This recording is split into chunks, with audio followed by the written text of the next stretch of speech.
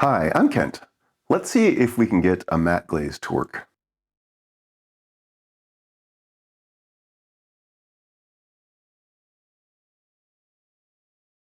A while ago, I tried Joe Thompson from Old Forge Creations matte glaze. I've been using some of his other glazes, and they've been working well for me. However, when I mixed up the matte glaze, I was having some problems. Here are the pots I got out of that firing. As soon as I pulled them out, I could tell that there was a problem, but I didn't know what was going on. I went back and reviewed my raw footage to make sure I measured everything up, and that wasn't the issue, so I was really stumped. So I've quite literally let this sit on the shelf for a while, and I wanted to go back and revisit it. What I was going to do was just mix up the same ingredients again and try and fire it again, and that was going to be this video. However, coincidentally, I was doing some inventory of my glaze ingredients to make up a different glaze, and I think I found the problem. I've been using Joe's first 5 recipes, and so here they are all printed out. You can get these off of his website and off of Glaze. So the first one I started with was actually this one here. This is his floating glaze. And the reason he calls it first 5 is that these different glazes, the floating glaze, his gloss glaze, and the matte glaze, use the 5 same basic ingredients. I'm not sure if you can read this on camera, but it's basically silica, ferrofrit, ethylene sialite, EPK, whitening, and then there's a couple of additions. So like this one has titanium dioxide and bentonite, which isn't part of the base recipe, although all of them use the bentonite. I think that's to help get the glaze suspended properly. That's the floating recipe, and I've used that successfully. I've mixed up his gloss glaze, and it's the same ingredients, but they're in different amounts. So for instance, the base glaze here for the matte has a lot less silica. It's only 10%, versus the gloss glaze is all the way up at 25%. So very different amounts of silica. So I knew there were different amounts, and I measured them up very carefully, and I couldn't figure out what was going on. From the little research I've done, I know matte glazes are a little bit delicate. They're kind of on the edge of what works for glazes. I think that means they can probably fail relatively easily, and so if you get something wrong, they're probably more likely to show up there. So I've got the 5 ingredients hanging out here. So I've got the silica, I've got my frit, then over on this side I have the ethylene sialite, my EPK, and then finally the whitening. I mentioned I was doing some inventory to see how much I had of these different ingredients because I was going to place another order with my supply store, and I realized that I actually have the wrong ferrofrit. So I've been using this ferrofrit for all of my glazes. I actually got 10 pounds of it originally, and it's frit 3124. However, all of Joe's recipes call for 3134, and it turns out that the 3 is not a 2.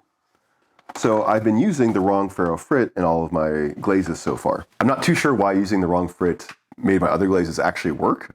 I suspect because they are in that region where the gloss glazes are a little bit more tolerant, it worked okay, but since the matte glazes are less tolerant by using the wrong frit, it just failed completely. So I'm pretty sure this is the source of my matte glaze problems, and it may be some of the challenges I've been having with some of my other glaze applications. So for instance, the copper glaze I've been using occasionally will be a little bit rough in texture. I figured that was the copper causing it, but I'm pretty sure now it's the frit. So I just got my new order, and I got the right frit. So I got frit 3134 as opposed to frit 3124. So let's see if my off by 1 error can be fixed, and that actually fixes my matte glaze. I've got all the ingredients out. Let's go ahead and mix up a new batch of glaze. First things first is I'm going to put this off to the side since it is the wrong thing. And I've got my mask out so that I can be nice and safe with all of the dust. I've got the recipe here, and I've got some deli containers I'm going to use to mix everything up. The way these recipes work is the base ingredients add up to 100%, so I'm going to measure in grams, so that would be 100 grams for 1 batch recipe. I'm going to mix up a 300 gram batch by dry weight recipe. That fills up about half of this deli container, which is great for testing with my little cups. So I'll just need to multiply all these numbers by 3. So next up, I'll go ahead and measure out all the dry ingredients, and I'll just go through one by one. Again, while wearing my mask. First up is EPK. So 300 times 3 is 90. So I need 90 grams.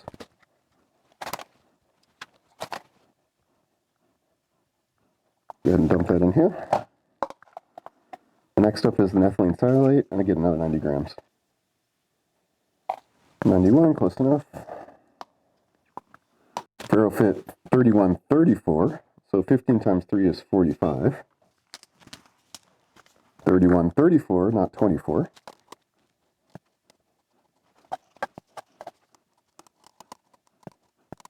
45 of that.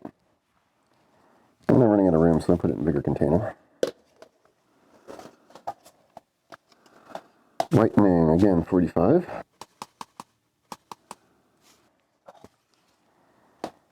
Next up is silica. Silica is the glass former, and I'm guessing, since this has so little silica, that the wrong ferrofrit had some silica in it that was missing. However, I'm not an expert in glaze chemistry. And the last ingredient is bentonite, which is one of the additives. So I need 6 grams, which is a tiny amount.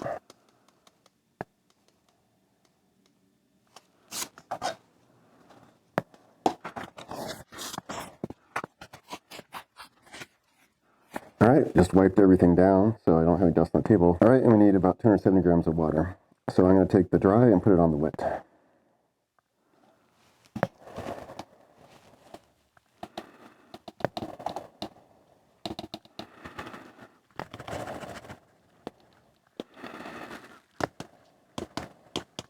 I'll give that a good stir.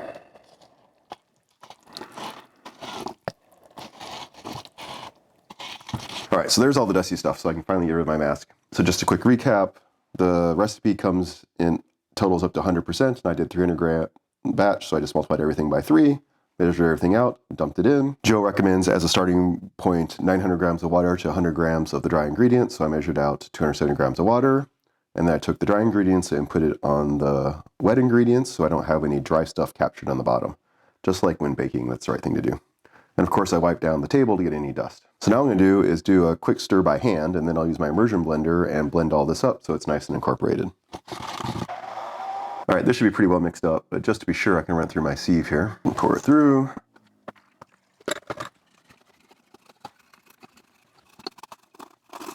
And we'll go back the other direction just to make sure.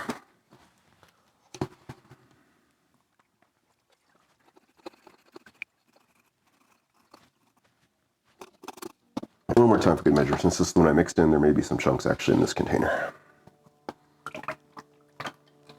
Yeah, for instance, there's some on the side here. I don't always run my glazes through the sieve here. According to Joe, using the immersion blender and mixing it really, really well should be good enough. But since I had problems before, I'm going to go ahead and do that. All right, it looks like we caught a few chunkies, so that's good. This here should be our base glaze for matte. Let's go ahead and try a pot. So first I'm going to glaze the inside. See what that does.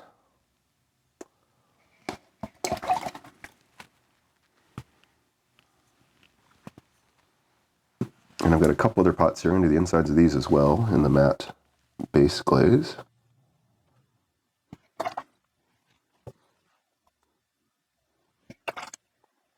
The first one should be relatively dry, so I'm going to go ahead and dunk this one in and glaze it.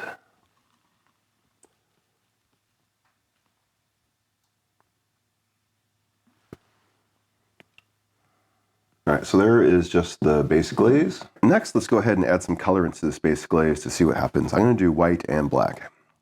So I need to separate out a certain amount.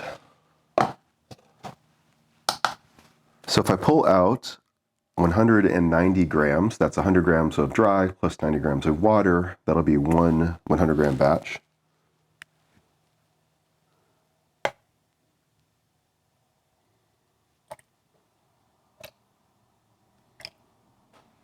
So this is zirconium. Check out my recent whiteout video. So this will turn my glossy glaze white. I'm guessing it's going to do the same for the matte glaze. And I added about 10%. So we'll go ahead and tear this out and add 10 grams of Zircopax. 11, that's good enough. Okay, we'll mix this up. Immersion blender again.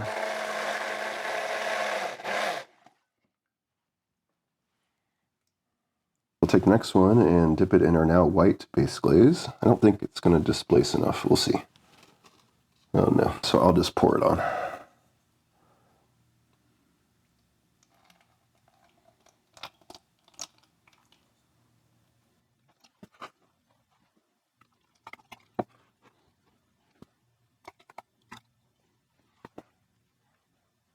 All right, this one will be white. All right, now let's see how much glaze we have left in here. So we'll tear out an empty container, put it on. We have 266. So let me do some math and figure out how much dry glaze is in here. I'm gonna put 5% by dry weight of black mason stain in. So I need to put in 7 grams of black mason stain. And same thing, I'll mix this up. And just like before, I don't have enough glaze to dip this all the way, but I can pour it on.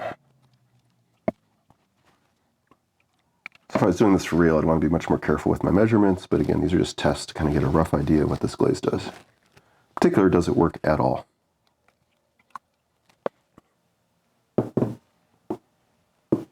All right, there we go. One new mixed up batch of matte base glaze, which will hopefully fire correctly this time. We will see. And then some additions of some zirconium to make one white and some black mason stain to make another one black. Let's fire them and see how they turn out. My kiln is open and unloaded. Did the matte glaze work? Here are the 3 pots, and the answer is luckily, yes, it did work. So we'll start in the middle. This is the just base glaze with no colorant in it. Has a nice smooth finish to it, very matte. I did notice when I was looking very closely, there was a little bit of crazing going on. It is super faint. Let's see if I can show you. Yeah, right here, there's a very fine crack right there. I don't know if you can see that, but it's actually there. However, that's the only place I notice it, so I'll keep an eye on that for the future. But compared to my last attempt, this is definitely working. And then my additions of the colorants. Start with the white here.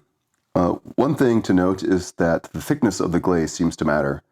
I didn't have a lot of this, so I poured it on, and I can tell that the thicker areas seem to do better versus the thinner areas. There's also a little bit of a rough texture here. I'm not too sure exactly what's going on there. It may just have been too thin. But again, compared to my previous attempt, way, way, way better.